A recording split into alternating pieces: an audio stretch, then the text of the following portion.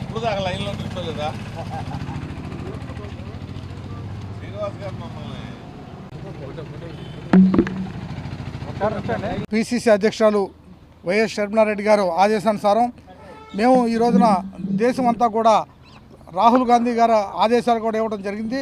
మల్లికార్జున ఖర్గే గారు ఏమిటంటే మేము అందరం అభిమానించే మా నాయకుడు అయినటువంటి డాక్టర్ బిఆర్ అంబేద్కర్ గారు కాన్స్టిట్యూషన్ని అవమానపరిచే విధంగా అమిత్ షా గారు హోమ్ మినిస్టర్ మాట్లాడటం అంటే పార్లమెంట్లో 6 సార్లు మన అంబేద్కర్ గారి గురించి మాట్లాడితేనంట అది అంతకన్నా భగవంతుడి గురించి స్మరించుకుంటే స్వర్గానికి వెళ్తారని చెప్పి అమిత్ షా మాట్లాడుతున్నారంటే వాళ్ళకి అంబేద్కర్ గారి మీద కానీ ఆయన రాసిన రాజ్యాంగం మీద ఏ విధమైన దుగ్ధం ఉందో ఆ రాజ్యాంగాన్ని మార్చటానికి ఇలా ప్రయత్నం చేస్తున్నటువంటి దాన్ని తీవ్రంగా ఖండిస్తూ మరి పార్లమెంట్లో జరిగిన సంఘటనలన్నీ మీరు చూశారు. మరి పార్లమెంట్లో ఈ విషయాల మీద నిలదీస్తే మరి మల్లికార్జున ఖర్గే గారిని తోసేస్తూ వయసును కూడా లెక్క చేయకుండా ఆయన వయసు 80 ఇయర్స్ ఉంటాయి. అలాంటి ఆయన కింద పడిపోతే కూడా మాట్లాడకుండా వెళ్ళినటువంటి దుర్మార్గమైనటువంటి ఈ పార్లమెంట్లో మరి ఇలా అందరం కూడా మరి ఉన్నాం. అలాంటి పరిస్థితుల్లో మేము తప్పనిసరిగా మన ఏదైతే అనుకుంటున్నామో డాక్టర్ బిఆర్ అంబేద్కర్ గారిని అవమానించినటువంటి అమిత్ షా గారిని వెంటనే బర్తరఫ్ చేయమని చెప్పి మీ ద్వారా డిమాండ్ చేస్తూ, లేదంటే భవిష్యత్తులో అందరం కూడా కలిసి ఇండియా ఫోరం అందరినీ కూడా కలుపుకొని ఇంకా మేము ఉద్యమం చేపట్టి ఖచ్చితంగా రిజైన్ చేసే వరకు కూడా ఈ కార్యక్రమాలు ఇంకా ఉంటాయి. ఈ రోజున కలెక్టర్ గారికి మేము ఈ రిప్రజెంటేషన్ ఇచ్చి మేము ఇచ్చిన రిప్రజెంటేషన్ని రాష్ట్రపతి మేడం మరి ముర్ము గారికి పంపించమని చెప్పి ద్రౌపది ముర్ము గారికి పంపించమని చెప్పి మేము వెళ్ళి ఈ రోజున కలెక్టర్ గారికి ఇవ్వడం జరిగింది. డాక్టర్ బాబాసాహెబ్ అంబేద్కర్ గారి యొక్క ఔన్నత్యాన్ని మనం మాట్లాడుకోవాలంటే ఆయన నేపథ్యాన్ని మనం గుర్తు చేసుకోవాలి. ఆయన చదివినటువంటి కొలంబియా యూనివర్సిటీలో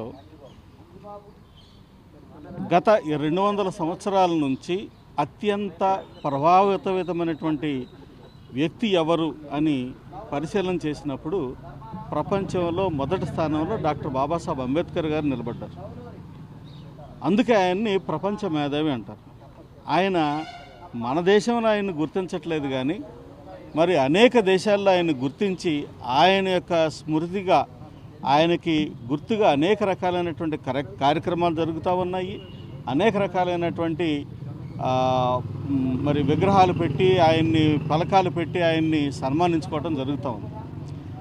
అంత గొప్ప మేధావిని, అంత గొప్ప వ్యక్తిని, మరి ఎంతో భవిష్యత్తుని ఆయన వదిలిపెట్టుకుని మన దేశంలో ఉన్నటువంటి దళితుల కోసం, అణగారిన ప్రజల కోసం, పేద ప్రజల కోసం ఆయన తన జీవితాన్ని వదిలిపెట్టుకుని వచ్చి ఇక్కడ మరి ఎంతో సేవ చేస్తే మరి రాజ్యాంగాన్ని రచించడానికి దాదాపుగా 2 సంవత్సరాలు ఆయన కష్టపడి రాజ్యాంగాన్ని రచిస్తే మరి భారతదేశంలో అనేక మంది ప్రజలు అంటే కొన్ని లక్షల కోట్ల మంది ప్రజలు ఆయన్ని ఆరాధిస్తూ ఉంటే అలాంటి ఉన్నతమైనటువంటి వ్యక్తి గురించి మరి నీచంగా వ్యంగ్యంగా మాట్లాడటం అన్నది అది సరికాదు. ఈ విషయంలో మేము మన కేంద్ర మంత్రి గారిని తీవ్రంగా ఖండిస్తూ ఉన్నాం.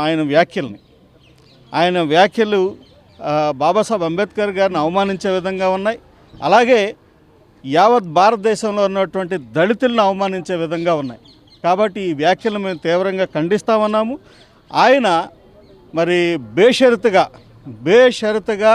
అంబేద్కర్ గారికి అలాగే దేశంలో ఉన్నటువంటి దళితులకి, రాజ్యాంగాన్ని గౌరవించే వ్యక్తులకి, ప్రజాస్వామ్యవాదులకి అందరికీ కూడా ఆయన క్షమాపణ చెప్పాల్సినటువంటి అవసరం ఉంది. కాబట్టి మరి ఈ విషయంలో మేమందరం కలిసి పోరాటం చేస్తూ ఉన్నాం. మా కేంద్ర నాయకత్వం మరి రాహుల్ గాంధీ గారు, అలాగే షర్మిలారెడ్డి గారు, మల్లికార్జున ఖర్గే గారు, సోనియా గాంధీ గారు అందరూ కూడా ఈ విషయాన్ని చాలా సీరియస్గా తీసుకున్నారు. మేమందరం కూడా ఇతర పార్టీలను కలుపుకొని ఖచ్చితంగా ఇది పెద్ద ఉద్యమంలాగా చేయటానికి మరి మేము ముందుకు వస్తూ ఉన్నాం. కాబట్టి ఇవన్నీ కూడా ఆయన గమనించుకొని ఆయన చేసినటువంటి తప్పిదాన్ని తెలుసుకొని డాక్టర్ బాబాసాహెబ్ అంబేద్కర్ గారికి అలాగే దేశంలో ఉన్నటువంటి ప్రజాస్వామ్యవాదులు, దళితులు ఎవరైనా సరే డాక్టర్ బాబాసాహెబ్ అంబేద్కర్ గారిని గౌరవించే వ్యక్తులు అలాగే రాజ్యాంగాన్ని గౌరవించే వ్యక్తులు వారందరికీ కూడా ఆయన బేషరతుగా క్షమాపణ కోరాలని చెప్పేసి డిమాండ్. ఈరోజు కాంగ్రెస్ పార్టీ తరఫున కాంగ్రెస్ పార్టీ అధిష్టానం ఆదేశాల మేరకు భారత రాజ్యాంగాన్ని అవమానించేటటువంటి మాటలు మాట్లాడినటువంటి పార్లమెంట్లో అలాంటి మాటలు మాట్లాడినటువంటి అమిత్ షా గారిని ఎమ్మటే డిస్మిస్ చేసి ఈ దేశం యొక్క గౌరవాన్ని నిలపాలని చెప్పనని కాంగ్రెస్ పార్టీ డిమాండ్ చేస్తూ ఉంది. ఎందుకంటే ప్రపంచంలోనే అత్యుత్తమైనటువంటి ప్రజాస్వామ్యం కలిగినటువంటి భారతదేశ రాజ్యాంగ నిర్మాత అయినటువంటి మన అంబేద్కర్ గారిని అవమానంగా హేళనగా మాట్లాడటం అనేది ఈ దేశ ప్రజలందరూ కూడా ఎంతో నొచ్చుకునేటటువంటి భావం కలిగింది కనుక వాళ్ళందరి మనోభావాలకి అనుకూలంగా హోమ్ మినిస్టర్ గారైనటువంటి ఆయనంతరికి ఆయనే రాజీనామా చేసి పక్కకి వెళ్ళిపోవటం ఉత్తమమని చెప్పానని కాంగ్రెస్ పార్టీ భావిస్తూ ఉంది. ఎందుకంటే ఆయన మాట్లాడిన ప్రదేశం కూడా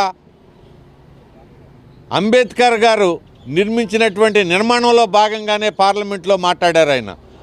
అలాంటి మాటలు ఇంకెప్పుడు వరకు మన భారతదేశానికి స్వాతంత్రం వచ్చిన దగ్గర నుంచి ఇప్పుడు వరకు కూడా అంబేద్కర్ గారిని అందరూ కూడా దేవుడిగా భావించి అందరూ పూజలు చేస్తున్నటువంటి పరిస్థితిలో దేశ ప్రజలందరినీ కూడా అవమానకరంగా మాట్లాడటం, హేళనగా మాట్లాడటం ఆయన స్థాయికి ఆయనకి తగదు గనక ఎమ్మటే ఆయనంతరికి ఆయన్ని రాజీనామా చేసి తప్పుకోవాలని చెప్పానని, ఈ రాజ్యాంగాన్ని గౌరవించాలని చెప్పానని కాంగ్రెస్ పార్టీ డిమాండ్ చేస్తుంది కనుక అందులో భాగంగానే ఈ రోజున మా ఏలూరు జిల్లా కలెక్టర్ గారికి మెమోరాండం ఇచ్చి ఆయన్ని ఎమ్మటే బర్తరఫ్ చేసేటట్టుగా రాష్ట్రపతి గారికి పంపించవలసిందిగా కోరుతూ మేమంతా కూడా ఈ రోజున అప్లికేషన్ ఇవ్వడం జరిగిందని చెప్పానని తెలియపరుస్తూ ఉన్నాం.